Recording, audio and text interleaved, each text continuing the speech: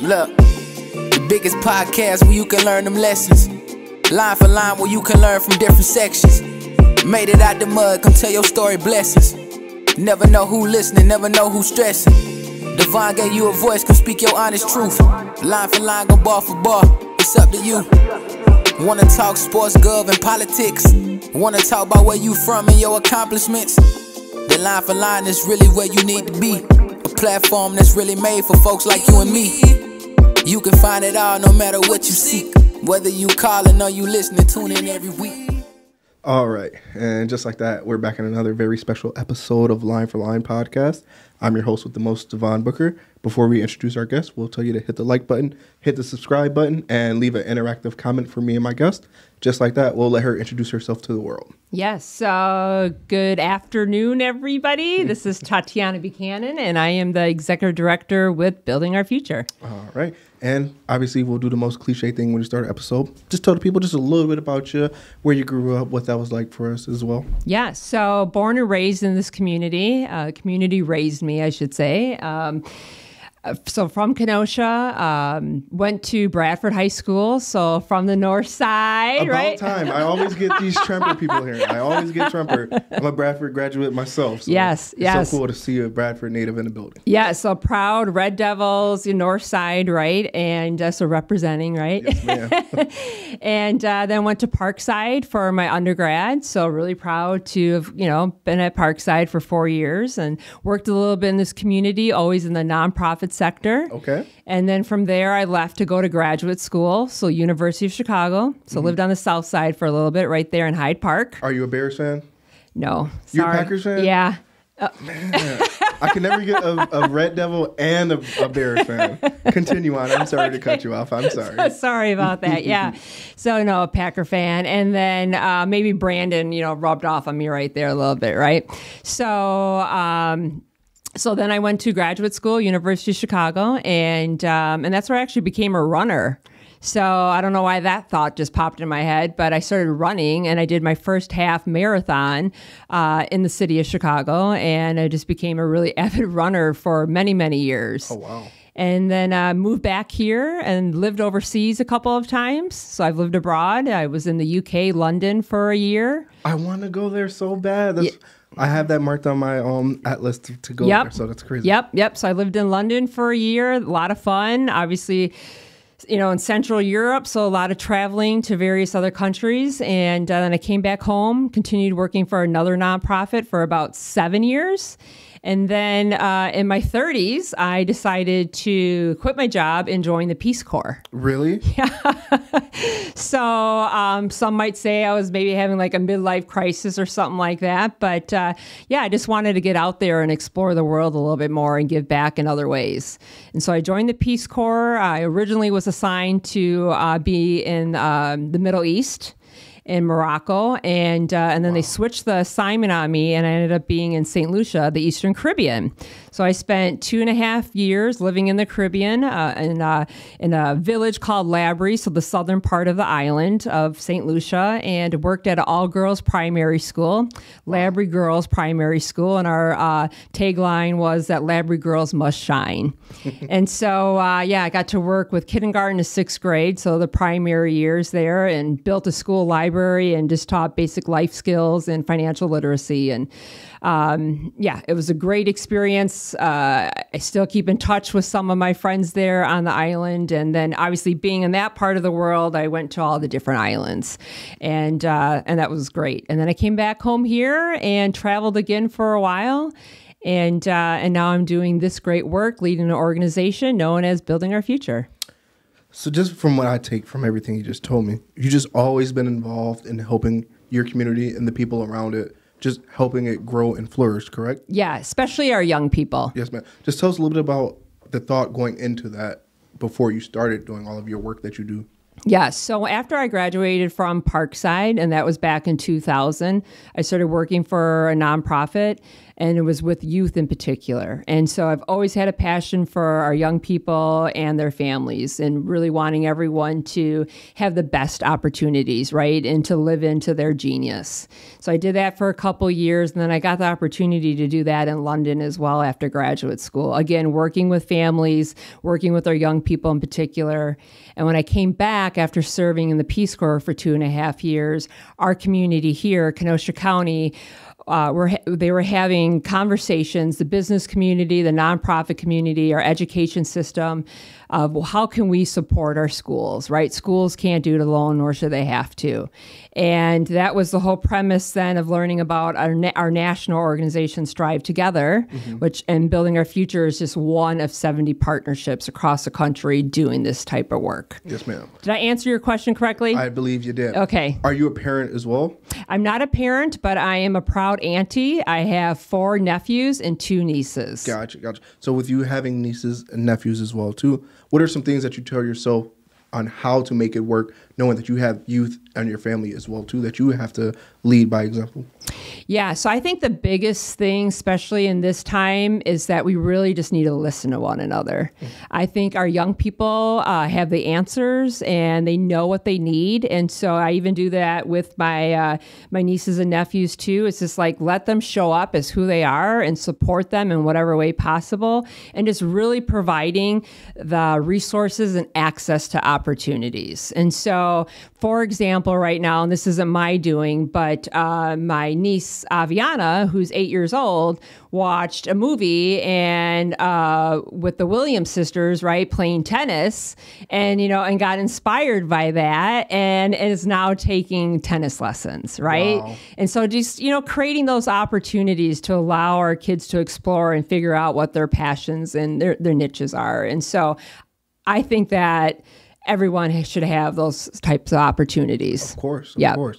Just tell us a little bit about the work that you do at Building Our Future as well, too. I think a lot of people want to know that. Yes. So Building Our Future, our partnership started, it was back in August of 2016 at UW Parkside there, right in the student ballroom, is when our community came together. About 180, 160 were in attendance. So business community, nonprofit, for-profit, our K-12 partners, higher ed, our faith-based community, our families, our young people that gave us the thumbs up to go ahead and do this work. And the work is really, we want to make sure that we're creating opportunities and supporting our partners, that all of our kids have the opportunity to achieve high levels of academic success and then go on to some form of post-secondary education and ultimately be in the workforce, be productive, and that they're staying in the community. So our role is to support our partners in providing coaching and support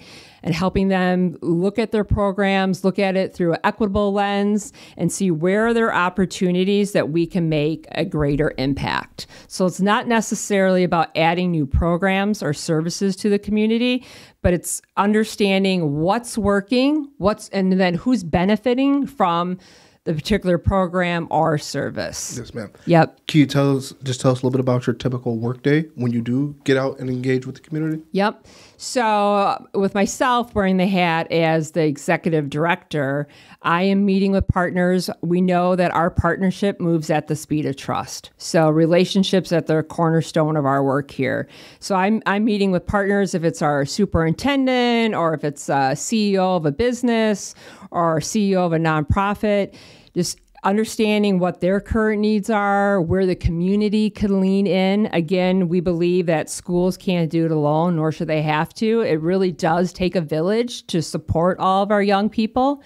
And so our typical days are, meeting with partners, hearing what their pressing needs are, priorities. Where can we create alignment, right? Because it's not just one system that has the array of services, right? We all have to be working together. Of course. And so we do that by bringing partners together around some key outcome areas. So if we're looking at kindergarten readiness, for example, and wanting to make sure that all of our little ones are ready to learn on that first day of school being kindergarten, well, there's a lot of work that happens in between birth and 5 years old, right?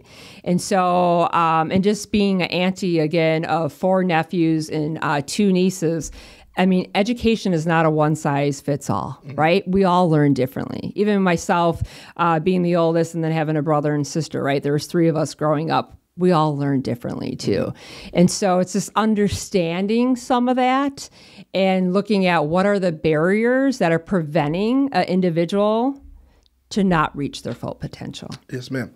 Now, can you just tell us a little bit about what it looks like when you do enter the schools and you're meeting with the staff and students as well, too? A lot of people may want to know about that as well. Yeah, so we work with the administration, so with the superintendent and her team, school building principals and teachers. And for example, with early grade reading, we've done some work with several of our elementary schools and looking at the programs that they have, what they're providing after school, so extracurricular activities. Looking at the data, right? So data kind of keeps us honest and it shows where we're hitting the marker and where we're not. And so really helping them build a culture of continuous improvement. By no means are we the experts. You know, my background's not in education, but we could be really good thought partners in that space and really, I like to say, pull our partners out of the weeds, right? Because they're in the trenches, they're in the work every day, they're putting out fires or what have you, you know, one thing after another. And so it's like, join us at the balcony here and let's like zoom out to see the bigger picture. Yes, ma'am. And so we do that by asking really effective questions and then, again, looking at things through data. But it's not just the data and the numbers, too. It's really listening to our young people and families and lived experiences. Of course, of course. Can you just tell us a little bit about how you take a step back and understand how problems do operate? Let's say you have a kid who's maybe acting out at school or missing school or whatever the case may be. How is it that you will go about seeing how the problem originated and being able to effectively help? So we don't necessarily get into that much of the we do have, like my team will have those conversations with some of the, with staff and principals, our instructional coaches, right? Because we certainly, especially during this pandemic in the past 2 years, it's been challenging for everyone. And so just like it's been challenging for us as adults too to adjust, right? The whole world had to pivot back in March of 2020. Just over 2 years ago, and so did our young people, right? And we keep saying and using words like they're resilient, and they're phenomenal, and we can really learn a lot from our young people. But there's also been a lot of behavior issues too. So we hear that it's a common theme, and so we, by having that dialogue with our partners, it's just like, what do we think is contributing to that, right? And so we hear a lot, our young people are saying, we want to not have this stigma around mental health. We want to normalize that. We're all having, we could benefit from, mental health services, and just looking at our wellness and so forth like that. So it's, it's conversations like that, but and it just really kind of being an outlet as well for individuals. So, but we don't get into, again, we're not the experts in that, our classroom management, but, we'll share, we like to say, you have a toolbox and we're hoping to add a couple more tools to that toolbox to make it a little bit more effective. I think I just got goosebumps from that. Seriously. That was well worded. Can you tell us a little bit about what a successful day looks like for you and your team? A successful day for us is if we're able to work alongside our partners, having those little bit hard, courageous conversations. Right now, success for us is we launched a results count cohort. So it's essentially continuous improvement. And we have 3 youth-led organizations that are involved in this work. Wow. Yeah. And so we're creating like this learning cohort. So each respective organization, they come with a team of like 3 or 4. And so now you got a team of 3 or 4 from each organization. And we have 3 youth-led organizations right now that are participating. And it's just kind of a breath of fresh air for them because they're so in the trenches of the everyday work, the stuff that needs to get done, the to-do list that's always there and growing. And they kind of get to zoom out and look at their work, big picture, and think more strategically. And then really ask the questions like, okay, we're providing a variety of services or programs, but, what is the impact that we're really making? Like, we know it's a good program, but how do we know it's a good program? Right? Wow. And so we're in the middle of that. We launched that cohort in March and Of 22? of 2022. So we're halfway through it right now, and it will end in June. So next month. Oh my gosh. Yeah. Can you tell us a little bit about some of the community events that you guys do host or maybe attend? Yeah. So going back to, we know that our partnership moves at the speed of trust. And so when we did get the thumbs up back at Parkside in August of 2016 to go ahead with this initiative and strive together, and then our community named us Building Our Future and then set the tagline and our vision and our mission. But they also said, okay, where's the community engagement? Right. So knowing how much we value relationships in this community. And so a lot of our work has been in 2 targeted neighborhoods, really building those connections and relationships and what we call like social capital. And that's in the Lincoln Park Uptown neighborhood, as well as within Wilson Heights. And that's where I'm a product of. Wilson Heights. Yep. Yes, ma'am. Yeah, so we work very closely too with Wilson Elementary there. No way. Yes. Got a couple good people still in the schools there as well too. So. Yep. And so so we meet just on a monthly basis, right? And we're working with the community, not to them, not for them, with them. You know, it's a partnership side by side. And so it's whatever right now in Wilson Heights for the past year or so, what's really been on top of mind is housing and affordable housing. And what does that look like? And, you know, and that's a serious, you know, the city, the county, and, you know, there's a lot of organizations that are trying to tackle that right now and kind of get at some of those root causes. But so our conversations are really organic, and housing is one for just over a year has just really been coming to the forefront, especially during the pandemic, right? Our homes have been, you know, had to be a place where you sleep, learn, entertain, work, all of the above. And so, so housing certainly impacts our educational outcomes. Yes, ma'am. Yeah. My next question will be a 2-part question. Okay. Now, do you host events where you leave the floor open to the community to ask you questions and maybe give their type of feedback, whatever the case may be? Yes. So with our community conversations, our community engagement work, we always come in with a proposed agenda, meaning that it's a proposed agenda and we will be fluid and flexible if the community wants to go a different direction, right? Because there's something more pressing. And so, again, it's led with the community.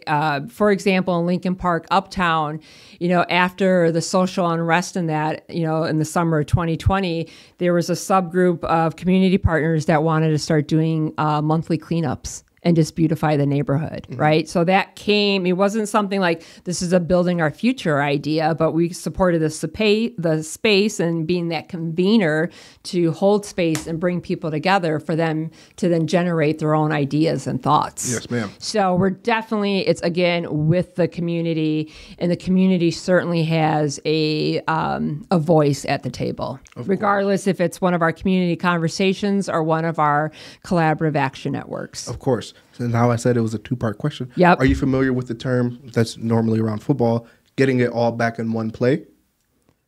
Tell me a little bit, educate me. So Yep. let's say the Packers fall to the Bears with three minutes left, Okay. and the score is 28-14. Bears are on top. Okay. Aaron Rodgers tries to win the game in one play. All right. How is it that you would respond to one of the members of the community who are not happy with maybe something that's going on and they think it should go this way? And when I say getting it back all in one play, obviously you can't do it all in one day. It takes time to get things together and for a change. I think where we have a lot of success is that we come in as neutral facilitators, right?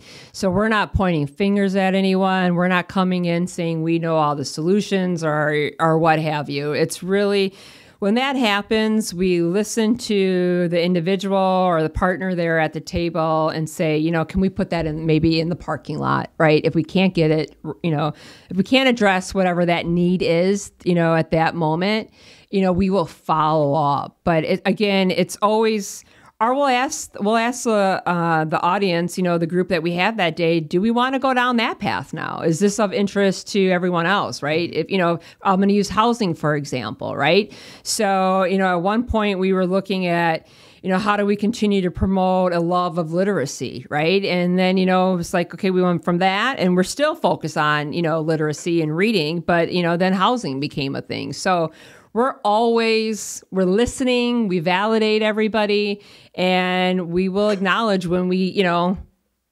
maybe need to put a pin in it and we can't go down that road right away. Of course. But it doesn't mean that we won't revisit. And again, things are fluid here. So, just like, with the summer of 2020, right, with Jacob Blake and the social unrest and everything that happened, we were holding community conversations in the Brown Bank building and, Lincoln Park uptown area and even at Jockey, and using their cafeteria too. And at Jockey, we had about 50 community leaders sitting in a circle. Oh, wow. Yeah, and just talking about how are we going to heal together? How are we going to continue to foster trust and be really transparent where we're not, hitting the marker?